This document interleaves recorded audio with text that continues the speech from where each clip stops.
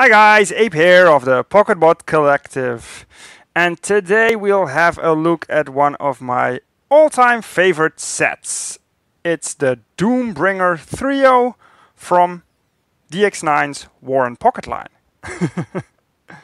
Of course, we're looking at Scourge, Galvatron, and Cyclonus. First off, what do they come with? They come in this awesome looking box, which I'll show off in a minute. Let me first get these little bits up front out of the way. We have Cyclonus gun, nicely sculpted, and some silver paint on there. I think it's a 3mm peg, standard. Also, Scourge's gun, black plastic, no paint on there, but again, nicely sculpted. And I have to mention that these guys also came in 2-packs from DX9, and then they didn't have, or at least Scourge didn't have his weapon, and there was some slightly different molding and coloring on them. So there's different versions out there. This is definitely the 3-pack version, the Doombringer Trio. Also has a set of instruction sheets, sorry, upside down, detailing all 3 of them. But they're very easy to follow, so you hardly need the instructions. Now, just to have a quick look at this box, because I love the artwork DX9 put on there. Hold on, just so I can get the box in frame a bit. Might have to lift the camera a bit. There we go. Legendary heroes in your pocket. Return of the Dark Lords. Plague, Tyrant, and Hurricane. We also have them on the top. Vehicle modes on the side. Doombringers. There you go. Same on the other side. And then the back. Of course, it has some text specs, even though it doesn't read what is what. But that's okay. And now look at this glorious scene. I mean, it's not as good as, of course, way back when on the G1 Hasbro boxes, but this is damn near close.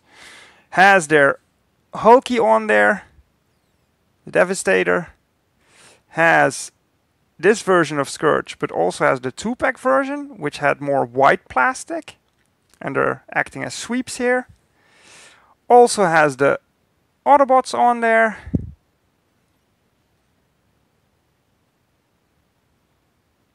They also came in 2-packs. I think it was these 2 guys together. And then, no, maybe these 2 guys together, and then he was packed in with the white Scourge, I think. And there's our Doombringers. Very cool. I love this packaging that DX9 did for their War and Pocket line. If I would see that in the store nowadays, I would definitely pick that up, so to say. I like the War and Pocket line anyways. For me, these guys, they hold the perfect balance between aesthetics in vehicle and in robot mode, as well as engineering, because it's some clever engineering, but fun enough to transform them back and forth. And that taps into the playability factor that, for me, is a very important factor in collecting Legends. Because you want to be able to play around with them. And so I get the overly engineered ones that are out there nowadays. They start to feel flimsy. You can put them in your display, so to say, and they'll look better than these guys maybe, but they're not as fun. At least not in my book. But let's have a look at all 3 of them. Let's start off with Galvatron. Of course, he also comes with his weapon, but it was already tabbed on there. That's his cannon.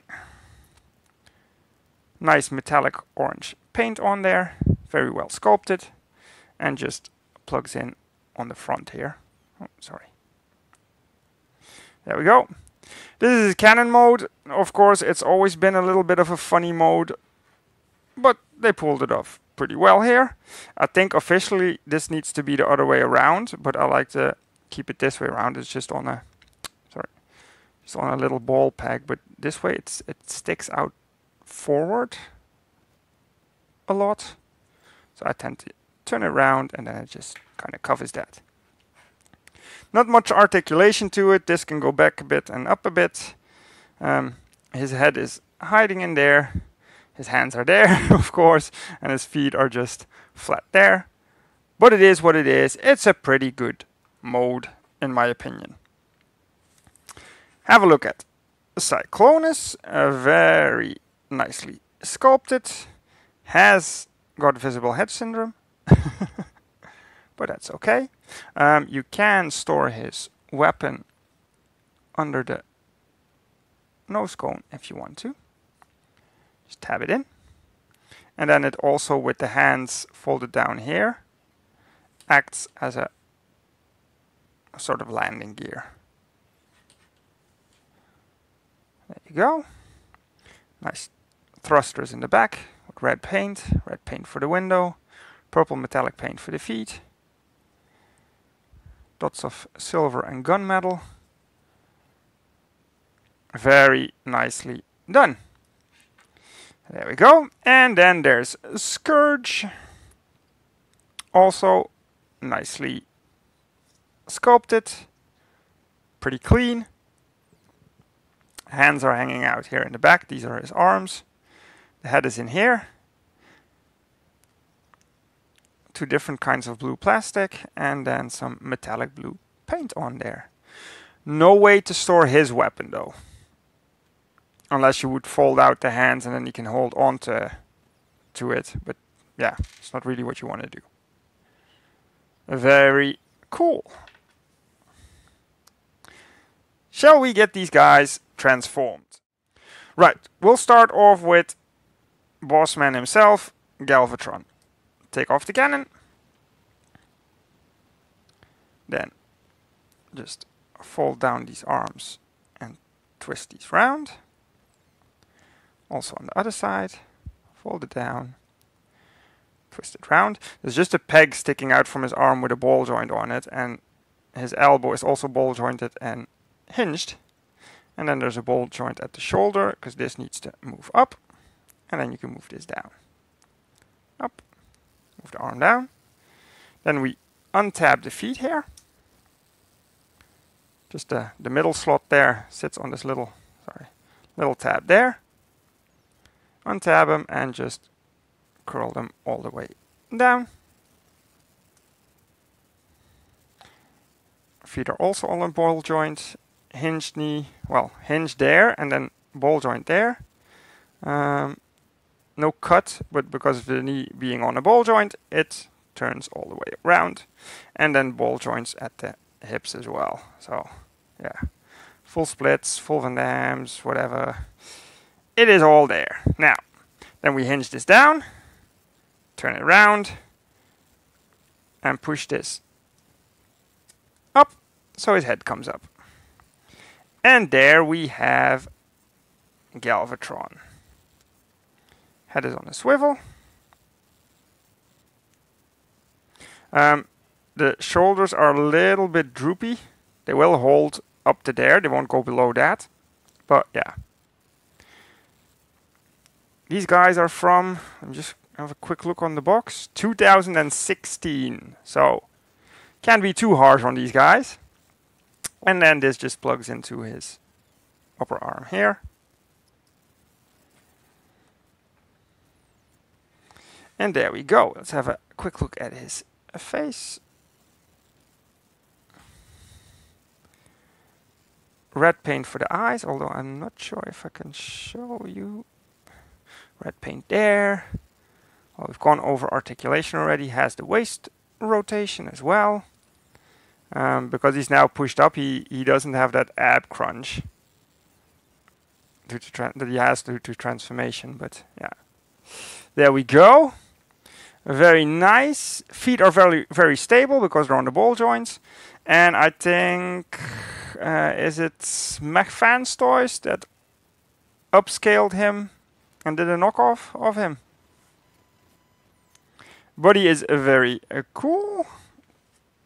We'll do some comparisons after we've transformed all three of them. Let's do Cyclonus next. Just take off his weapon for a second there. What do? You untab the arms there. Little slot, little notch. There we go. Ball jointed shoulders, ball jointed elbows, hinged hands. All you have to do is just flip them down. There we go. That is that. Then we'll untab the feet. They're just on that little peg there and a little hole in there. Same for the other side. There we go.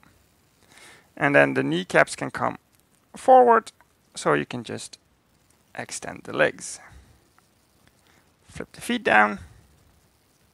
He does have a cut there, a very tight one with a mushroom peg and ball joints there. Again, they can go in all directions. No problem. Very well articulated. Now, we just have to untab his head. It locks, sorry. The nose cone locks there and also on the other side. And there's a little pin going into his head, so you have to wiggle it a little bit, see? Pin into the head, just put that onto his back. And there is Cyclonus. No, of course not. What you still have to do is move this section up, and there we have Cyclonus. We can give him his weapon. Put it in his left hand for now. Head is on a swivel.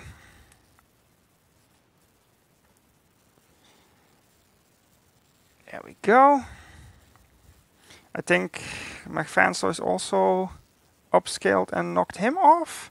And there's also a Magic Square version of Cyclonus out there in Legend class by now. Also red for the eyes, silver for his horns. Gunmetal accents all across. Love the metallic purple feet. Cleans up well. Has some gaps at the back of his legs, but yeah, it is what it is. There we go. And then last but not least, we have Scourge. We untab his arms at the top there and just extend them out. Flip down the hands or straighten out the hands. You can see there's ball joints for elbows there. There's also ball joints for shoulders. Now what we need to do is open these flaps here. They become his wings. They're just hinged there and on a ball joint up there. So very poseable. His feet are literally just tabbed together. There we go. And then you hinge these out and rotate them round. No cuts. Body has ball joints. So full movability. Again, these can go up, back, forward, all the way. Full range of motion due to the ball joints in his hips. No ankle rocker or anything on the feet, but they can, of course, hinge. Let's put his arms down and rotate them into position. And then the cool part, the head is in an automorph, because as soon as you start moving this up, his face comes out, which is very cool. And then the face is on a, I guess, a little ball joint, because it can move a little bit up and down as well. But that is a very well done. Just curl his wings a little bit. Have a look at his face. Nice silver paint, mustache, goatee, red eyes, the thingy on his head. And he, of course, as well, can just hold his weapon.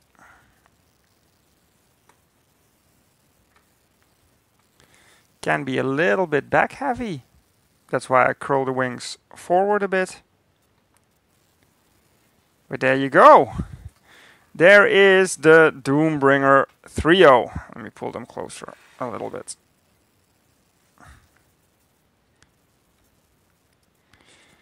Which is, to date, still one of my favorite sets. There's an update of Scourge, recently brought out by Iron Factory. It's stylized to be the IDW, to mimic IDW styling. I have it on the way, haven't got it yet. Review of that one is on the channel already. Maurizio did it. So definitely have a look at his review, and you can also see New Age's Galvatron in there and Magic Square's Cyclonus. Now for some size comparison. Let's first scale them with our boy Iron Factory's Runabouts. There you go for scaling. And I thought it'd be fun to pull in some individual comparisons. So we'll do Galvatron with Core Class Megatron.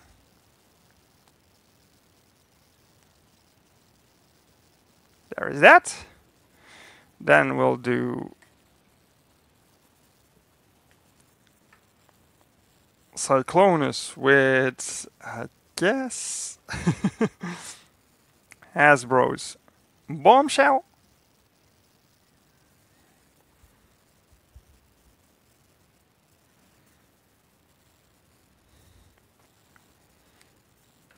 And then for Scourge, I've just brought out, so I go across a couple of companies, an Iron Factory Seeker, Ironstorm.